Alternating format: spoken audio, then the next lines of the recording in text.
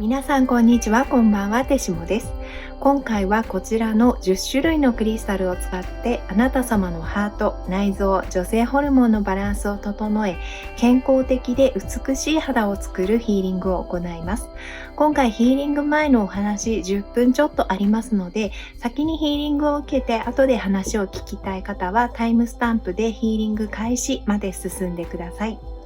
これまで3ヶ月ほどクリスタルヒーリングを配信してきて、自分でもこのヒーリング動画をほぼ毎日受けてるんですが、一番安定して感じるのは肌の調子の良さです。顔出ししてないので何の説得力もないですし、それってあなたの感想ですよねって言われそうなんですけれども、クリスタルを使う前から霊気だけでも肌にいいなって昔から思ってたんですね。で、霊気を始める前までは若くても肌が綺麗って言われたことは一度もなかったんですが、ヒーリングを受けたり自分でたくさんするようになってかなり綺麗になってきたと思います。もともとが綺麗な肌ではないんですが、時々今ではですね、肌を褒められるようになりましたし、私の霊気の先生も肌がすごいクリアでマシュマロみたいにふわふわでした。で、あと21日間ヒーリングを試してみてくださったから肌の調子がいいっていうコメントもいただいています。そういうこともあって美肌のためのヒーリングをしたいなって思ってたんですが、何よりも小さい頃から綺麗になりたいなって思っていて、未だにその夢を追いかけているので、この企画をしていてとっても楽しかったですし、研究の成果を皆様に使っていただけるのがすごい嬉しくて、少しでもお役に立てたらいいなと思っています。で、ちょっと言いづらいんですけれども、人生で初めて正直に告白をしますと、私はですね、自分の性格とか中身は客観的にも問題がすごい多くて好きとは言えないんですけれども、正直自分の顔は大好きなんですね。で、小さい頃から容姿をからかわれたりしてたぐらいなんで、本当に自分だけが自分の顔が好きなんですけれども、毎日見てて愛着もあって、メイクして綺麗にするのも好きですし、コンプレックスはたくさんあるんですけれども、自分の顔が大好きです。だから鏡ばっかり見てるんですよね。で、鏡をよく見るので肌の調子がいいとそれだけで元気になるし、で、妹にも今回のテーマお姉ちゃんに一番合ってるんじゃないって言われました。で、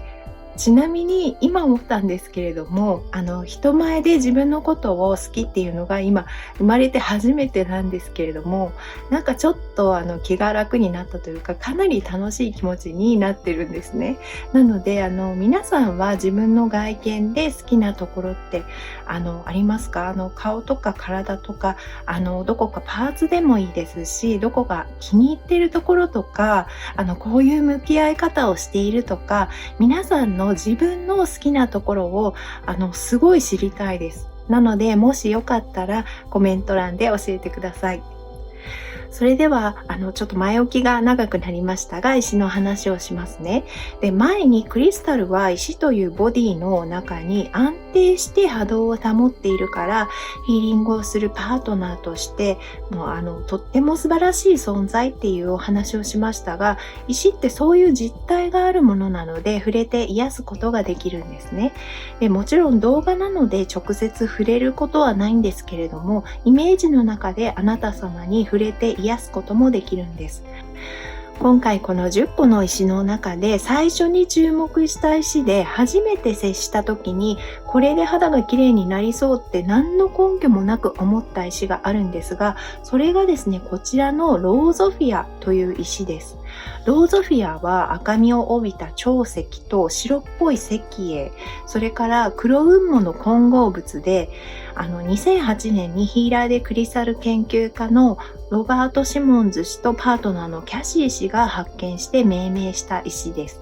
私はこの石を手に入れて、まずどんな石なのか知ろうと思って石をハートチャクラに置いてみたんですが、毛細血管が走る皮膚の中に入ったようなビジョンが見えました。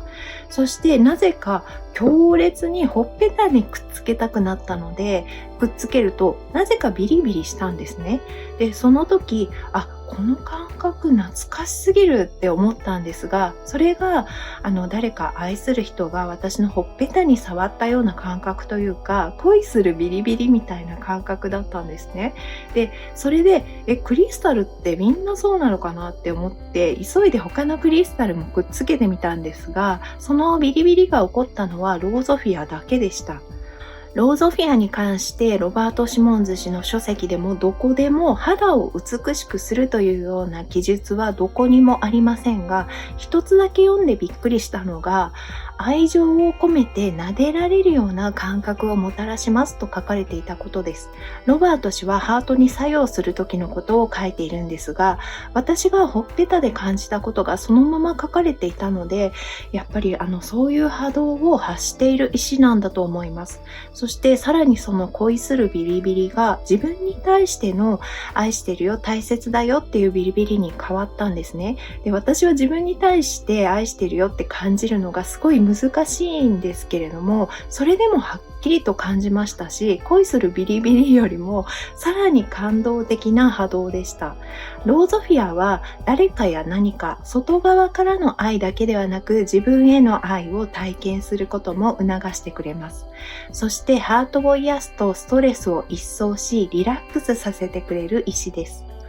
このローザフィアを中心に他の9個を選んでテストしてみて、一番最高のハーモニーに到達した組み合わせが今回の10個なんですけれども、上から紹介すると、こちらのラベンダーアメジストとクンツァイトはセットになっていて、クンツァイトは以前特集した動画で紹介した時は思考の愛とか神の愛っていう雰囲気だったんですけれども、今回ですね、ラベンダーアメジストと一緒がいいって言ってくるので、組み合わせてみたら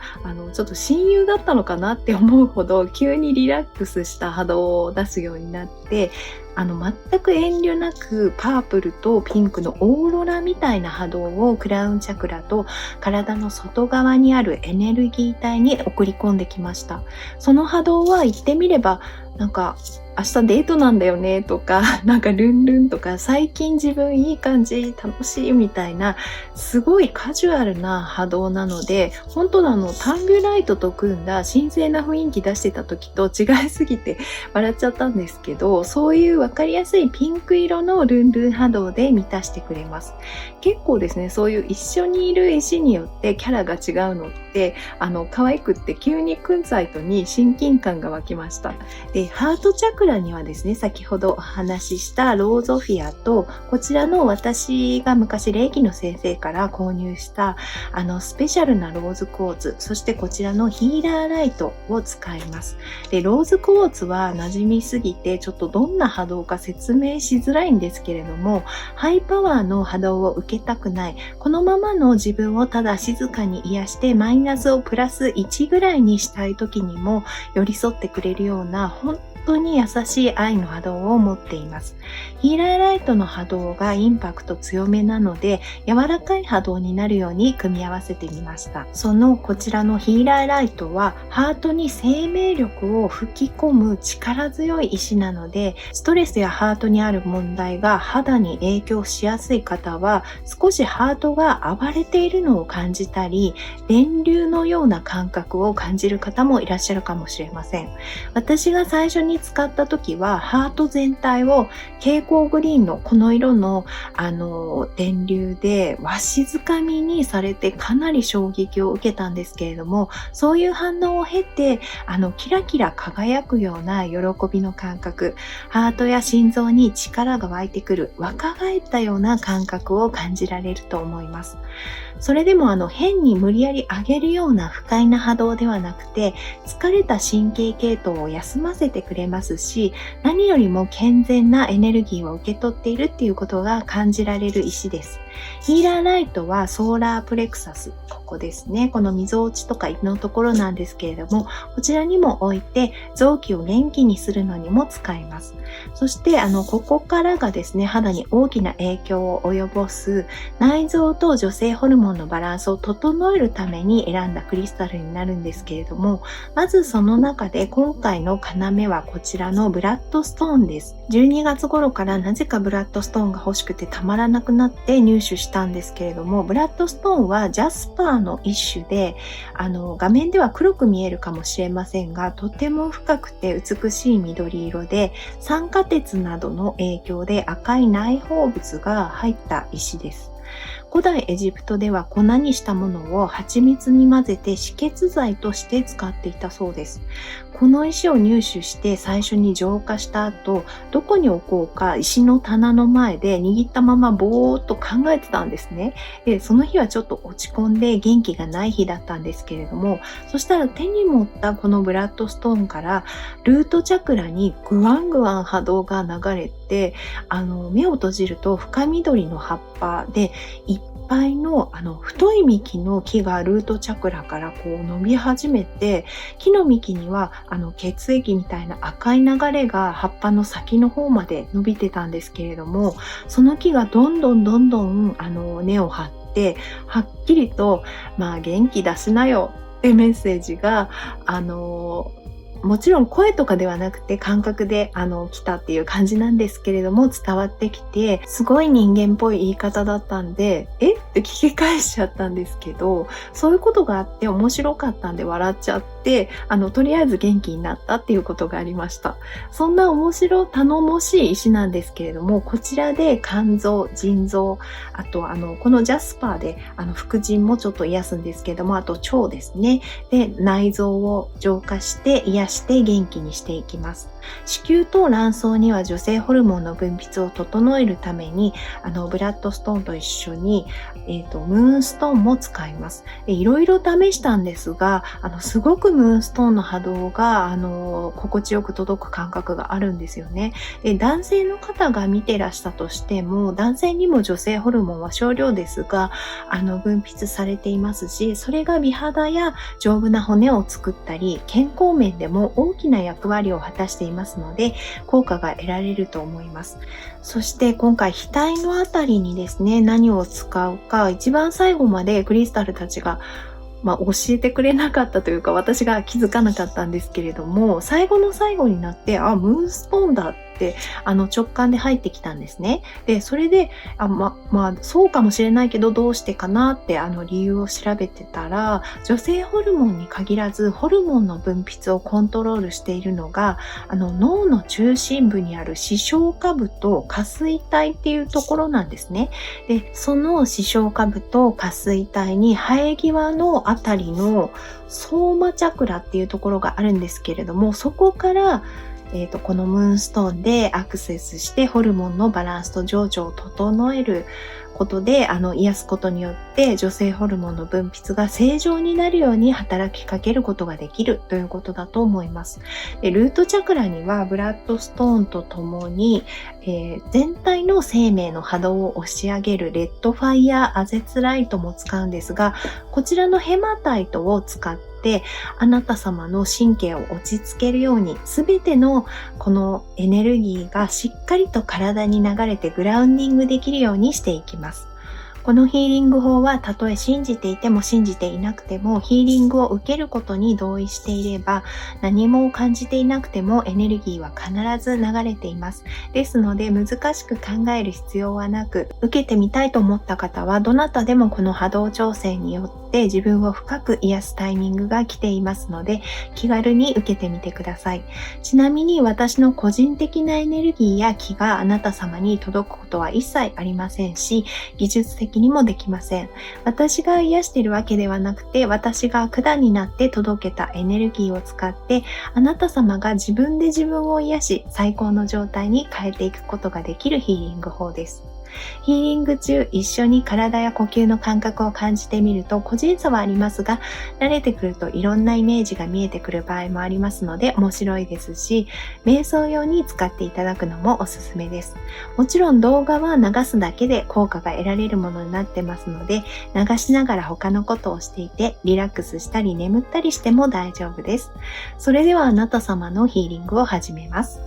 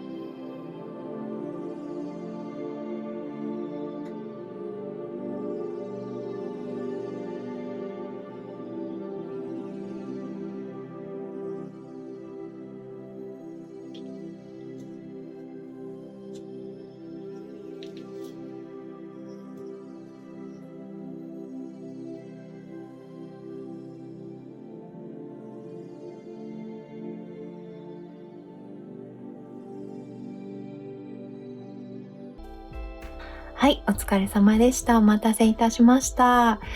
そうですね、なんか最近すごい、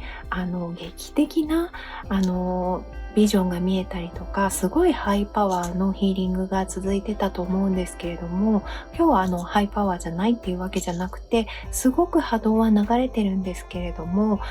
見えるビジョンもすごい流れるエネルギーも本当に穏やかで、このローゾフィアで、あなた様のほっぺたにくっつけたりとか、イメージの中でなんですけれども、している時も、誰がとか何がとかじゃないんですけれども、すごく愛してるよっていうメッセージっていうのも本当に伝わってきて、それはあなた様に向けてのことなんですけれども、私自身もすごくそういった感覚を受け取れるような本当に幸せな気持ちになることができました。で、ハートのチャクラのところを癒している時には、なんかあなた様がこう前にぐにゃってこう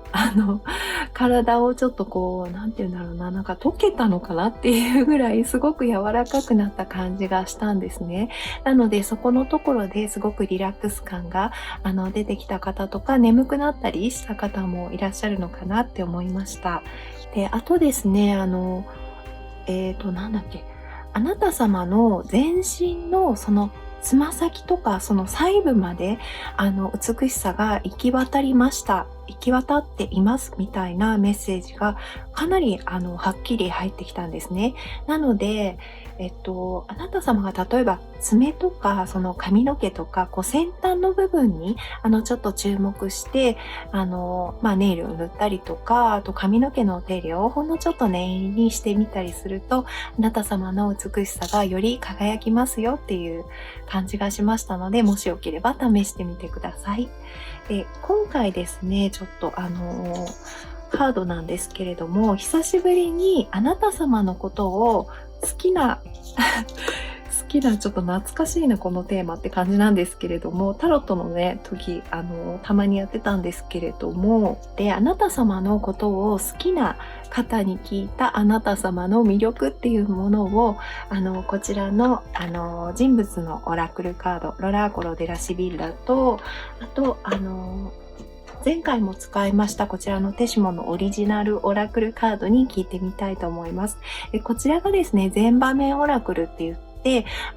いろんな日常とか人生での場面が写真でこうやって写っている、妹が撮った写真を使ってるんですけれども、こういうカードなんですけれども、人物の気持ちの描写とかもできますので、こちらを使っていきたいと思います。はい、それではこちらの3つの選択肢の中から気になるものをお選びいただき、メッセージを受け取ってください。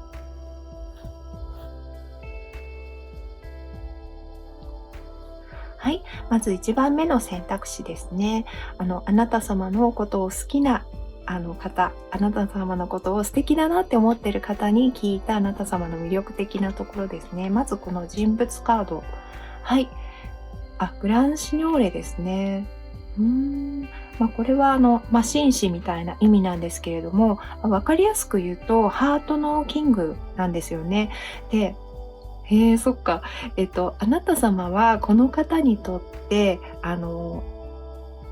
自分の心を動かす源みたいな感じなんですね。だから自分の愛もあなた様が生み出しているし、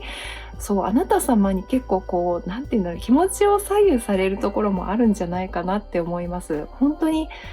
そうだな。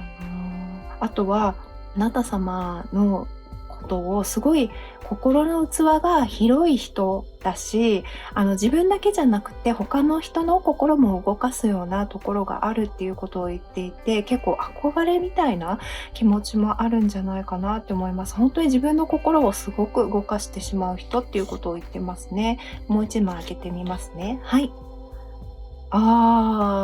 いや、これはですね、ここにサンマルタン運河っていうパリの運河があるんですけれども、こっち側にアパートがあって、その窓から撮ったものなんですけれども、その窓からこう、外を見て帰りを待ってるような気持ちなんですよね。で、だからあなた様が自分のところに帰ってくるのを待ってるとか、あなた様が自分の世界に現れたりとか、そう、普通になんて言うんだろうな、待ってるっていうか、そう、あなた様にどうしてるのかなって思ってる方もいらっしゃると思います。あと、魅力っていう意味で言うと、あなた様のオーラですね。なんかすごい木の輝きっていうのがここに映ってるんですけれども、そういう、生命力っていうか、キラキラ輝くあなた様のオーラ自体に惹かれてるっていうことをすごく言っています。なんか早くあなた様帰ってこないかなっていう風に待ってるような気持ちっていうのが伝わってきますね。はい。はい。それでは2番目の選択肢開けてみますね。はい。ソスピーリ。そうですね。ソスピーリはですね、ため息っていう、意味なんですけれども、あなた様のその繊細なところとか、そう、ちょっとふとした時に見せる、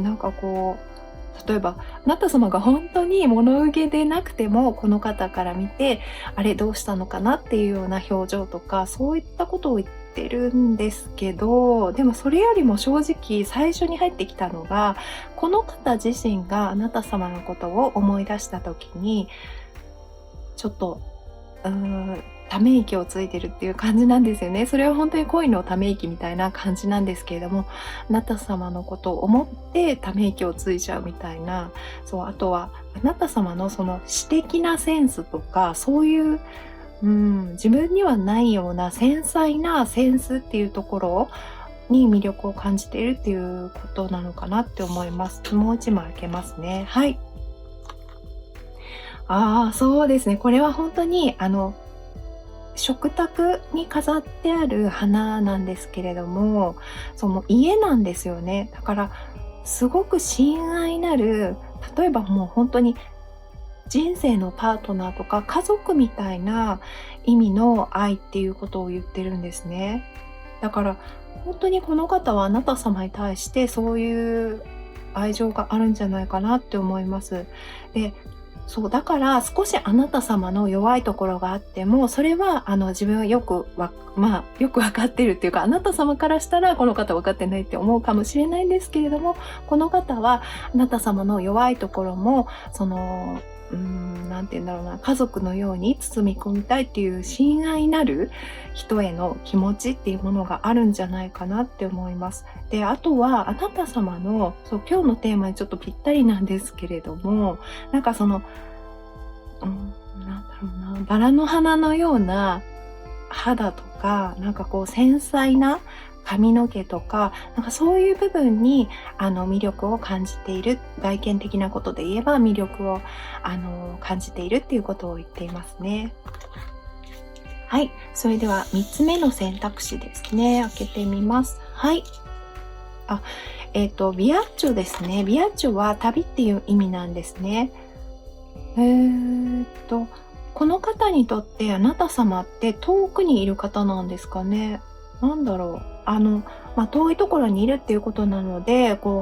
本当に遠いところにいるかもしれないし、あとは精神的にその憧れっていう意味で、ちょっと遠いところに、いるっていう意味にも入ってくるんですけれども、あとは、近くにいるとしても、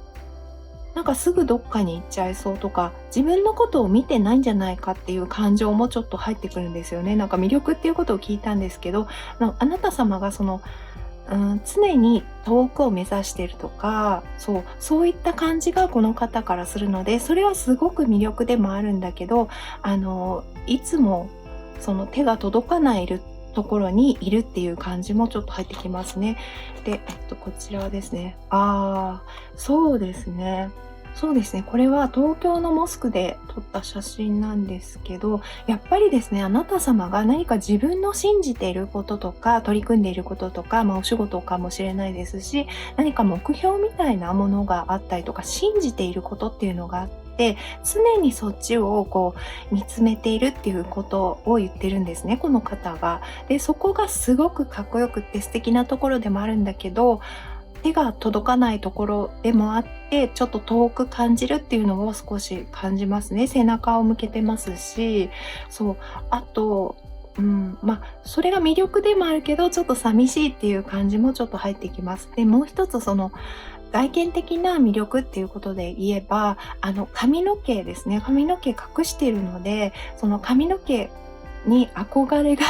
髪の毛に触りたいとか、なんかその見えてない部分を、見たいって言うとちょっと変な感じになっちゃうんですけど、そうですね。でもやっぱりなんかこう、触れたいとか、そうだな、そういう風に素直に感じていると思います。そういう触れられないとか、そういう、部分も含めてすごい憧れっていうことを言っていますね。はい。で、それではですね、今回のこの健康的な美肌のためのヒーリング終わります。ヒーリングが誰でも気軽に取り入れられるもので、怖いものじゃないっていうことや、怪しくないっていうことと、あと、眠くなったり、イメージが見えたり、体の感覚が変わったりするのも楽しいよっていうことを広めていって、普通に話せる世界にしていきたいので、感想をコメントしていただけるととっても嬉しいです。あと、冒頭でお話ししました、自分の体や顔の好きなところ、どんなところなのか、本当に興味がありますので、ぜひコメント欄で教えてください。それでは今日もありがとうございました。またね。